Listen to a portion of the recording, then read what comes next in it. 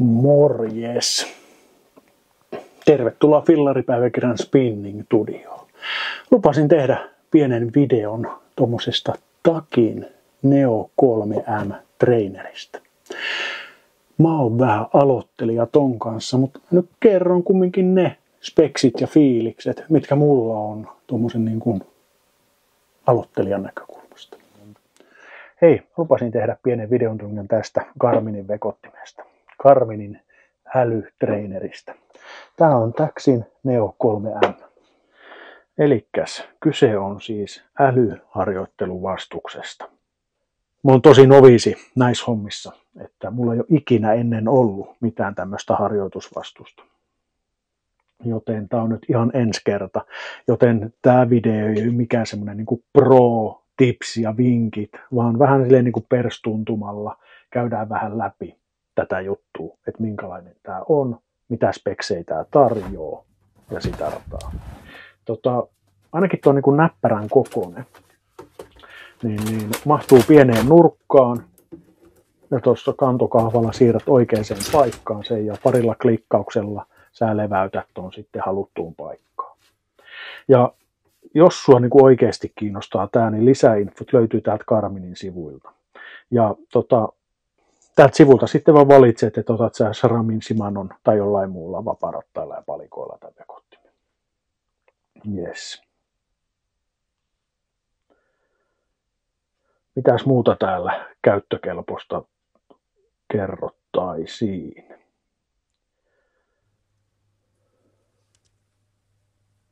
Näitä juttuja mä en tiennytkään sitä ihan perstuntumalla, joten käydään nopeasti nämä läpi. Eli toi antaa monisuuntaisen liikkeen. Tuossa takana on tommoset nupikat, että ne saa päälle tai pois. Niin sit se antaa vähän niin kuin sellaista luonnollista tuntumaa siihen, että se ei ole staattinen niin kuin siinä maassa. Ja harjoittele eri pinnoilla. Neo 3M älyharjoitusvastuksessa on innovatiivinen virtuaalinen TAX-vauhtipyörä, joka simuloi ajotuntumaa erilaisilla tiepinnoilla, kuten mukulakivillä ja soralla, jotta voit harjoitella monenlaisia pintoja varten. Joo, senhän mä tiesin, että hän saa niin kuin laitettua myös maastopyörän kiinni. Ettei tarvii olla niin kuin pelkästään maantie- tai gravelpyörää, vaan sä pystyt käyttämään tätä niin kuin sit myös maastopyörän kanssa. Niin mielenkiintoista testata, kun tuohon vaikka duden heittää joskus kiinni. Se vaatii toki sit pikkasen enemmän jumppaa, jos ei sulla ole kahta rataspakkaa, niin että sä joudut sit vanhasta ottaa sen ja laittaa sitten kiinni tonne ja mahdollisesti saumaton integrointi sovellukseen, yhdistä suosittuihin harjoitussovelluksiin, kuten Tax, Training, TrainerRoadin, Swiftiin ja lataa ajotiedot automaattisesti Garmin Connect-älysovellukseen. Simuloidut ylämäet. Vahvista jalkojasi kovimpiinkin nousuihin harjoittelemalla todenmukaisesti simuloidulla rinteillä, joiden kaltavuus voi olla jopa 25%, ja kokeile myös laskun simulointia. Tämä on aika huikea juttu. Käydään niitä ehkä sitten tuossa vielä satulassa läpikin, koska tämä ei anna niinku sulle sellaista tasasta pelkästään, vaan niinku se simuloi toi älyharjoitusvastus ylämäkiä ja alamäkiä. Se vastus kovenee, kun tulee ylämäki, ja vastavuoroisesti sitten kun tulee alamäki, niin sitten sä voit itsekin vähän huilata ja antaa vaan pyörän mennä eteenpäin. Mutta joo, ei kai siinä. Mutta hypätään satulaan, niin mä näytän tämän Takin oman softan tässä samalla. Noin. Ja ensi alkuun, ennen kuin sä pääset tonne pyörän selkään hyppäämään ja ottamaan kaiken irti tästä, niin sun kannattaa yhdistää toi älyharjoitusvastus joko sun puhelimeen tai padiin tai tietokoneeseen tai ehkä johonkin taulutelkkaan tai vastaavaan, mikä on mahdollista. Mutta mulla nyt on tää läppäri tässä, niin kannattaa vaan katsoa, että se on hyvin asemoitu tuohon pyörään, koska tämä on aika huikea. Täältä löytyy erilaisia lenkkejä. Vähän vaatimustason mukaan on ryhmälenkkejä, että niin pääsee niin kuin livenä ajaa muita kilpailijoita vastaan. Mutta nyt kun ollaan vähän tälleen fiilistelemässä ja testaamassa, niin lähdetään testaamaan vähän Josemiteen luonnonpuistoa vaikka. Tämä on tämmöinen helppo 19,5 kilometrin lenkki. Tässä ei kuin 77 nousumetriä. Täällä on tosi tarkat tiedot näistä eri lenkeistä, että paljon tulee nousuun, mutta lähdetään tämmöisellä helpolla. Start now.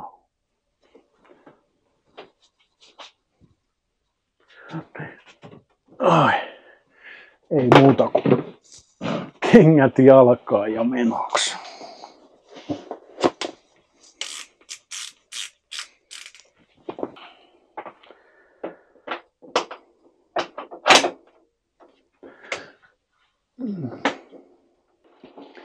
Joo, ajotuntuma tässä älyharjoitusvastuksessa on jotenkin niin kuin tosi mukava, koska tämä, niin kuin tuossa aikaisemmin mainitsinkin, niin tämä ei ole semmoinen niin kuin staattinen, että tämä ei ole niin kuin lattiassa täysin kiinni, vaan tämä niin kuin pikkasen heijaa eteen ja taaksepäin ja myöskin niin kuin antaa väljyyksiä sivulle. Niin tosi semmoinen niin kuin mukava. Ja niin kuin jotenkin tosi niin kuin tarkasti tämä ottaa tuosta kepsijäljestä ja tuosta kartasta. Ja kattokaa nyt mikä maisema mulle sieltä aukeekaan. Jos ei miten kansallispuistoa. Kyllä kelpaa. Niin. Tosi siis tarkasti ottaa noi pienet nousut ja laskut tässä. Että se tuntuu heti tuolla niin kuin pedaalissa, mistä on kysymys.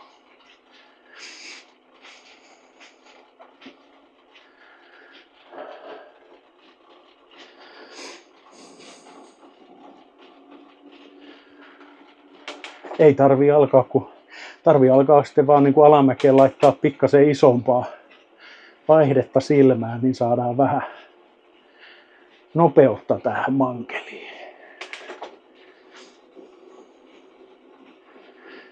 Tästä ehkä puuttuu semmoset nojaat iteltä, että pääsis sit kunnolla leppostelemaan tän kanssa.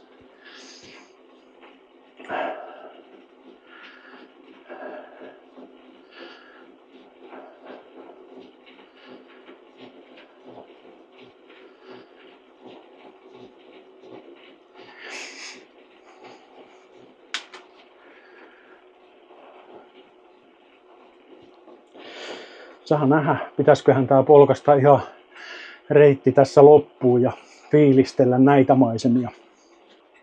Mutta siis, ei tällä kokemuksella tästä hirveästi ole niinku pahaa sanottavaa. Tosi tukeva, mutta kumminkin semmoinen myötäilevä. Tuossa eturenkaan alla on vielä tommonen käännettävä stanssi, mikä pitää ton eturenkaan hyvin paikallaan ja samalla tasolla. Tän päälle on tosi helppo nousta, että ei ole kumminkaan semmoinen niin liian löysä.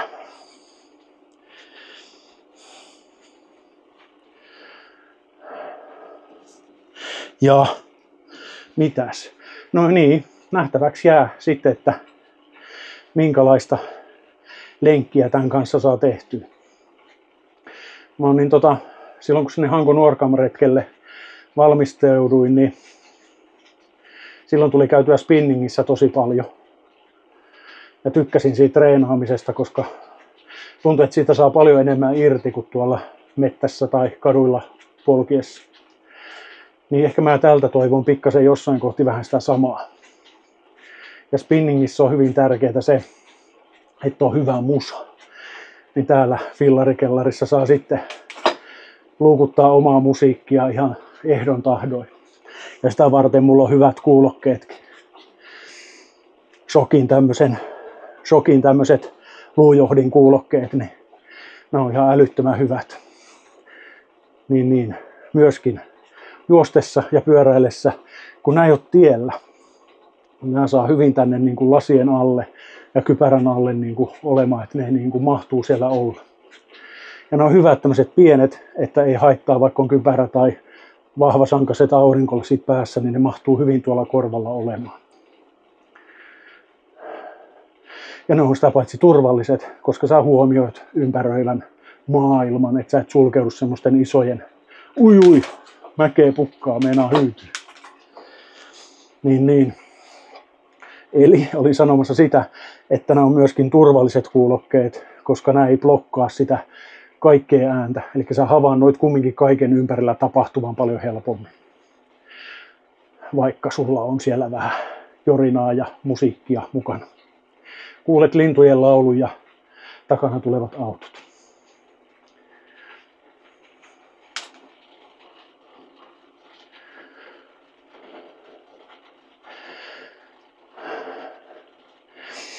Tää on mulle tosissaan aivan uutta, että niinku pystyy ajamaan tämmöisissä maisemissa täällä omassa kellarissaan, niin aika hieno. Tässä voi kyllä yllättäen iskeä semmonen niinku pahimmanlaatuinen reissukärpänen, kun katsoo jo se, miten kansallispuiston maisemia samalla kun ajain, niin jestas. Voi semmonen pieni kipinä tulla, että noihin maisemiin sitä joskus haluaa lähteä oikeasti ajamaan pyörällä. Mitenköhän tonne saisi omilta reissulta karttoja vietyä, videokarttoja. Jes, eli tää tämmönen niinku tosi pikainen video tämmöisestä Garminin älyharjoitteluvastuksesta. Laita tuohon kyssäriä kommenttikenttiin, jos jotain tulee mieleen, koska enempää mä en tästä niin kuin suorilta niin sanotusti perstuntumalta osannut sanoa. Joten mä palaan sitten niihin kysymyksiin ja etin vastauksia, jos semmosia tarvitte. Mä jatkan tätä tietä eteenpäin, joten palataan taas seuraavalla videolla. So, moro!